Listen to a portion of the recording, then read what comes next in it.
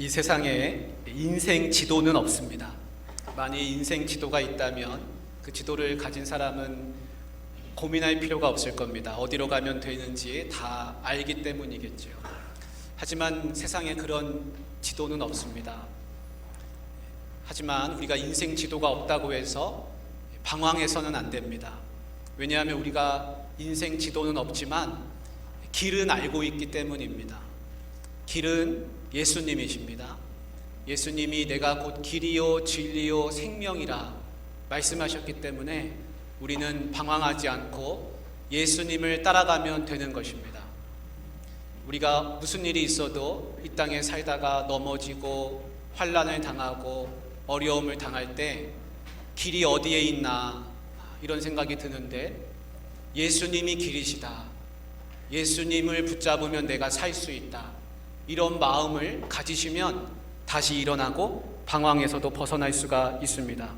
부모님은 자녀가 방황하기를 원치 않습니다. 바른 길로 어긋나지 않게 가기를 원합니다. 모든 부모님이 다 그러시지요. 하나님 아버지도 마찬가지입니다. 하나님도 하나님의 자녀인 우리가 방황하기를 원치 않습니다. 그래서 예수님을 이 땅에 보내주셨습니다. 예수님이 길이 되십니다. 그래서 예수님을 이 땅에 보내주셨기 때문에 우리가 그 예수님을 붙들면 방황하지 않고 이 세상 가운데서 살아갈 수가 있는 것입니다. 예수님이 이 땅에 오시기 전에 방황하던 사람들이 있었습니다. 바벨론에 사로잡혀간 이스라엘 백성들입니다. 예수님 오시기 전에 597년경, 기원전 597년, 그러니까 지금으로부터 치면은 한 2600년 전입니다. 바벨론의 느부갓네살이라고 하는 왕이 새롭게 섰는데 그가 예루살렘으로 침공을 했습니다. 1차 침공입니다. 그래서 침공해서 다 성을 포위하고 예루살렘 성 안에 들어가서 여호야긴 왕을 포로로 붙들었습니다. 왕을 포로로 잡았습니다. 그래가지고 그 여호야긴 왕을 끌고 왕족과 제사장들과 유력한 사람들을 다 포로로 잡아다가 바벨론으로 데리고 왔습니다. 그리고 예루살렘에는 그 여호야긴의 삼촌이 되는 시드기야를 왕으로 새롭게 세웠습니다. 내가 너를 왕으로 세우니까 너는 내 말을 잘 듣고 나한테 조공을 바치면 아무 일이 없을 것이다. 그렇게 자기가 새로운 왕을 세워놓고는 그 왕족을 다 데리고서 바벨론에다 데려다 놨습니다. 그 바벨론에 끌려온 사람들은 비참한 사람들이 됐습니다. 하루아침에 다른 이방 땅으로 끌려와서 포로로 살게 됐습니다. 그래서 그들이 새로운 땅에 정착을 했는데 그곳이 그발 강가였습니다. 그곳에는 그발강이라고 하는 그런 대운하가 있었는데 이 대운하가 유프라테스 강하고 이렇게 연결이 되어 있었습니다. 거기에 끌려온 사람들은 동쪽인 예루살렘을 향해서 마음을 치면서 가슴을 치면서 울며 지냈습니다.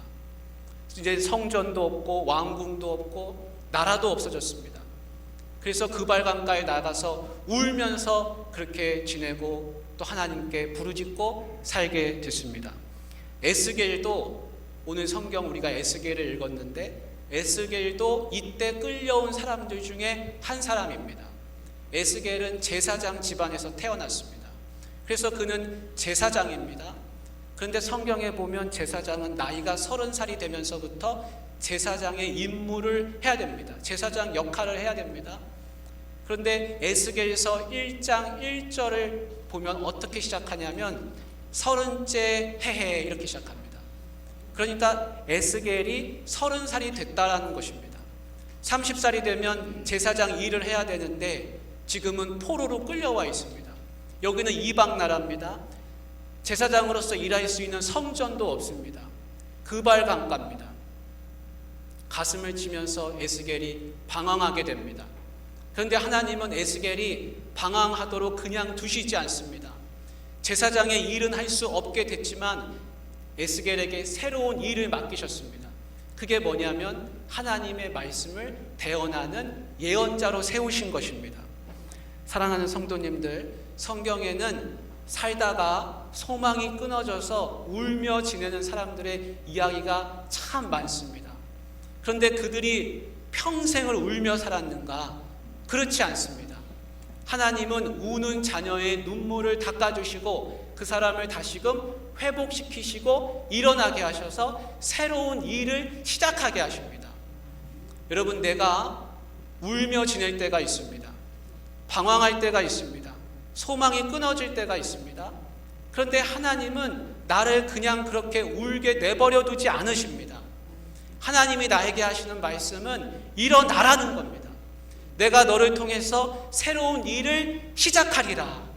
그래서 울며 지내는 사람, 방황하는 사람은 하나님이 다시 일으켜 세워주셔서 말씀하시기를 내가 너를 통해서 새롭게 시작하리라 라는 말씀을 주시는 것입니다. 여러분, 주변에 혹시나 자녀나 가족이나 친지나 방황하고 소망이 없어서 힘들어하는 사람이 있으면 꼭 그 이야기를 해주십시오. 너가 지금 방황하며 지낼 때가 아니다. 하나님은 네가 이렇게 방황하면서 지내기를 절대로 원치 않으시고 이제는 새로운 일을 시작하게 하신다. 그 이야기를 꼭 해주실 수 있으시기를 바랍니다. 하나님이 에스겔에게 새로운 환상들을 많이 보여주셨습니다. 에스겔이 하나님이 보여주시는 여러 환상들을 보는데 그 중에 하나가 무엇이냐면 하나님 보좌의 모습입니다. 에스겔에게 하나님이 환상을 보여주셨습니다. 환상 중에 하나님의 보좌가 보였습니다. 하늘나라의 보좌입니다.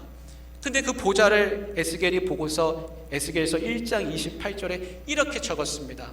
그 사방 광채의 모양은 비 오는 날 구름에 있는 무지개 같으니 이는 여호와의 영광의 형상의 모양이라. 내가 보고 엎드려 말씀하시는 이의 음성을 들으니라. 에스겔이 하늘을 보니까 하나님 보좌가 보이는데 마치 무지개처럼 비가 온 뒤에 무지개가 찬란하게 빛나는 것처럼 그렇게 광채가 나고 너무나 아름답고 그렇게 평온하고 그런 모습으로 보이더라는 것입니다. 에스겔이 깜짝 놀랐습니다. 왜냐하면 예루살렘을 지키시는 하나님 백성을 지켜주신다고 하신 그 하나님의 모습은 너무나 평온해 보였습니다. 그런데 정작 예루살렘에 있는 왕의 모습은 어떻습니까?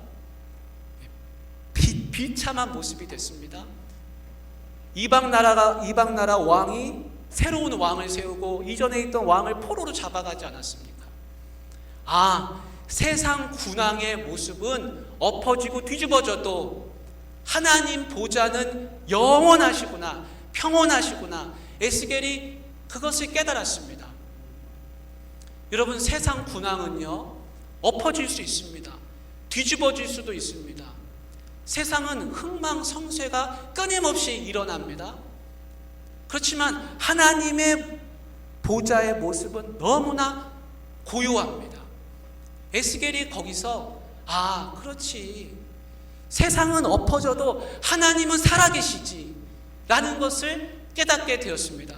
그래서 에스겔이 거기서부터 소망을 얻기를 시작합니다. 사랑하는 성도님들, 세상 살기가 점점 힘들어지지 않습니까? 물가는 많이 오르고 주머니는 넉넉하지가 않습니다. 뉴스를 보면 2023년에는 침체가 온다고 하고 세상 살기가 더 어렵다고 하고 더 가난해진다고도 하고 여러 가지 그런 소식들이 들립니다. 그리스도인은요 이방 땅의 유배지에 끌려가는 한이 있어도 소망을 잃으면 안 됩니다. 왜냐하면 세상은 많은 파도가 있어서 좋아지기도 하고 넘어지기도 하고 흥망성쇠가 일어나지만 하나님을 바라보는 사람들은 하나님은 여전히 살아계시구나, 그것을 알기 때문에 그런 것입니다. 넘실대는 파도를 보면요 어지럽습니다. 그것만 보며 살면 안 됩니다. 장승포에서 배를 타고 외도를 갔습니다. 근데 파도 때문에 얼마나 속이 울렁거리는지 겨우 외도를 갔는데 어질어질한 채로 이제 외도에 내려서 거기 좋다고 하는 꽃도 보고 나무도 보고 잘 꾸며진 정원을 봤습니다. 그런데 이제 배가 나중에 해금강으로 간다는 거예요. 그래서 너무 무서워서 멀미약을 한 컵을 다 마셨습니다. 한 병을 마셨는데 그 멀미약이 얼마나 독한지 배를 타자마자 고개를 뒤로 대자마자 기절을 해버렸습니다. 그래서 해금강은 다 물 건너가고 누가 깨웠는데 눈을 떠보니까 장승포예요.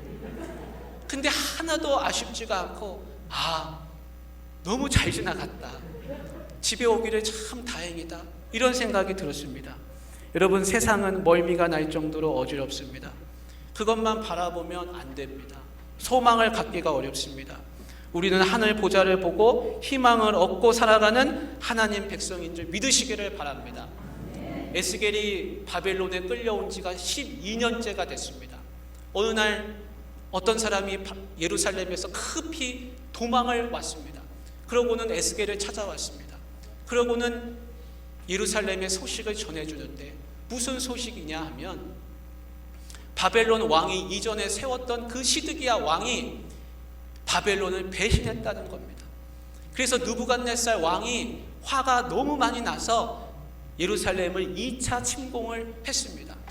그래서 성벽을 다 무너뜨리고 성전을 폐허로 만들고 왕을 사로잡고 왕자들을 다 죽이고 시드기야 왕을 눈을 멀게 했습니다. 비참한 일들이 일어났다는 고국의 소식을 전해왔습니다. 에스겔이 마음이 또 무너졌습니다.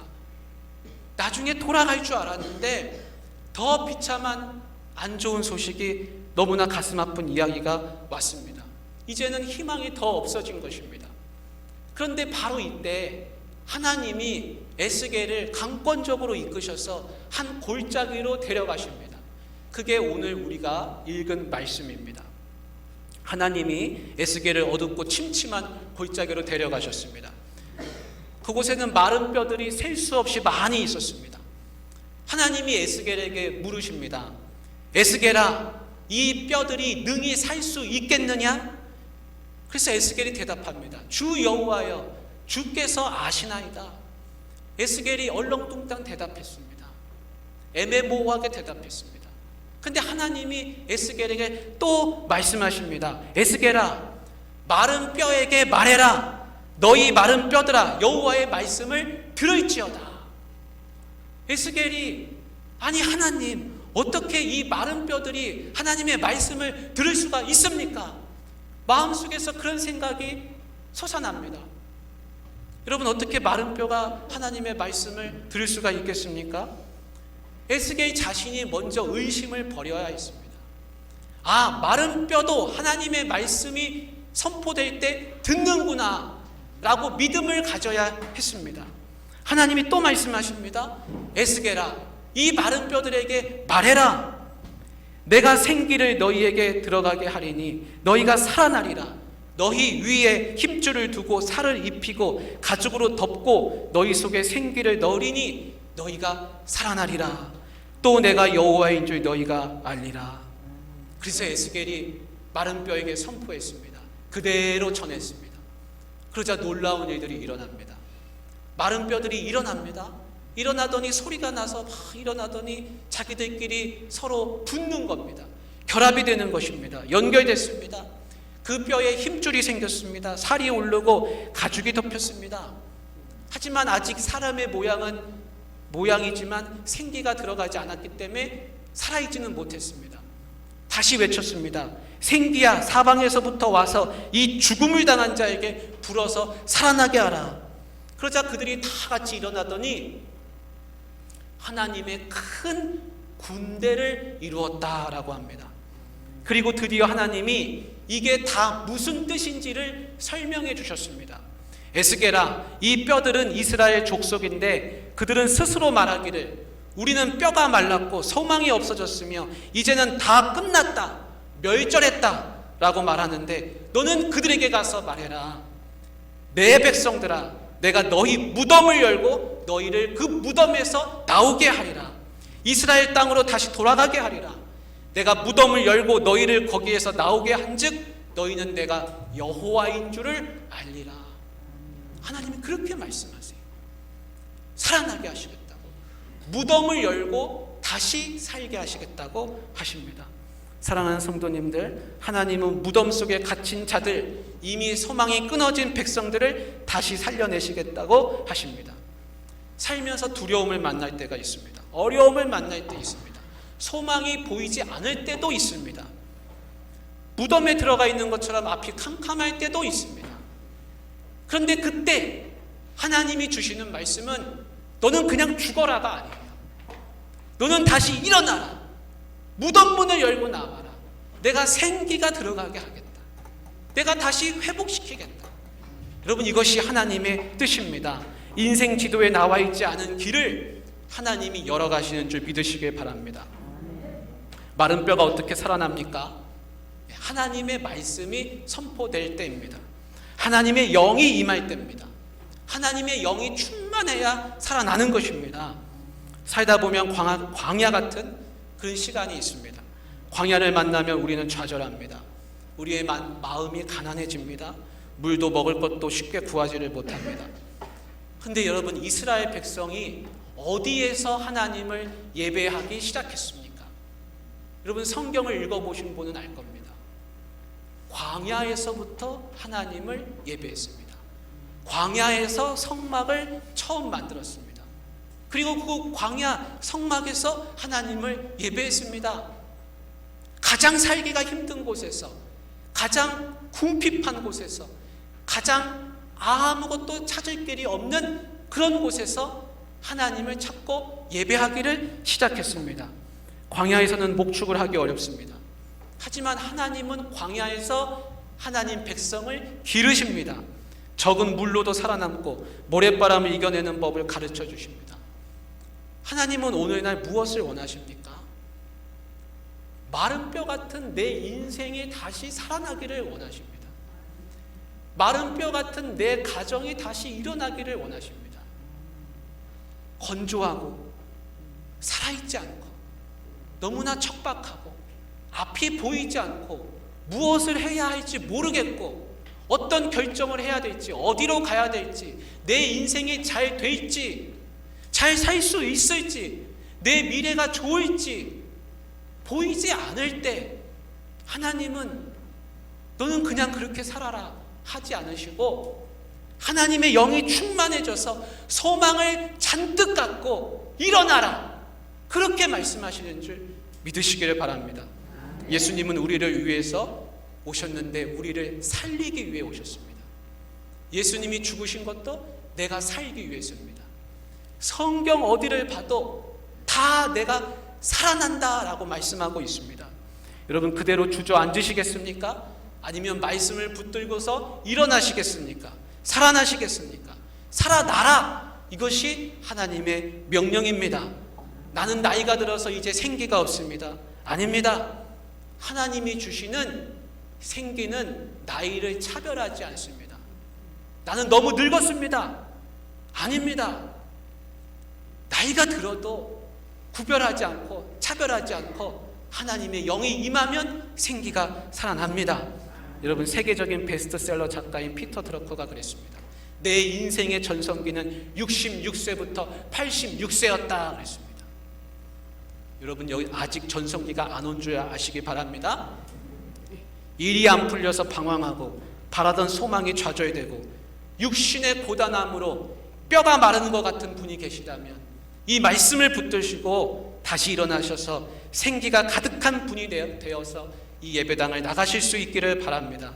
우리 모두 성령으로 충만하기를 주님의 이름으로 축복합니다. 하나님 아버지, 주님께서 말씀하시기를 생기야 들어가서 살아나라, 마른 뼈들아 일어나라,